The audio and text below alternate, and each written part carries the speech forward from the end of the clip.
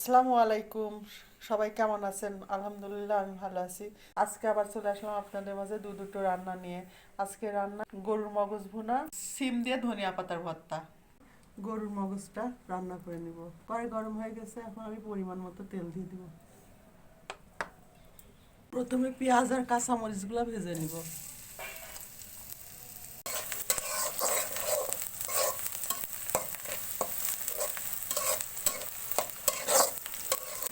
পেঁয়াজগুলো হালকা ভাজা হয়ে গেছে, এখন আমি এলাচ, দারচিনি, লবঙ্গ, গোলমরিচ আর তেজপাতা দিয়ে দিব।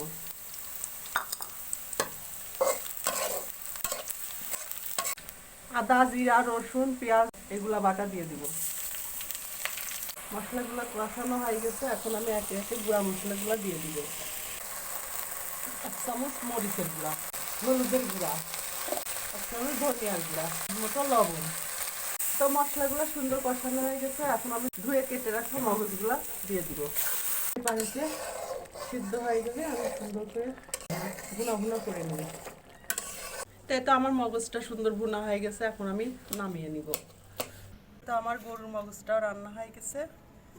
তারপর আমি সিম আর ধনিয়া পাতার ভর্তাটা করে নিব। প্রথমে একটু তেল দিয়ে নিই।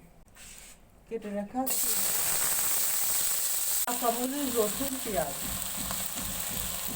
পরিমাণ মতো লবণ, অল্প একটু পানি দিয়ে এগুলো সিদ্ধ করে দিব। এই তো আমার গরুর মগজটা রান্না হয়ে গেছে।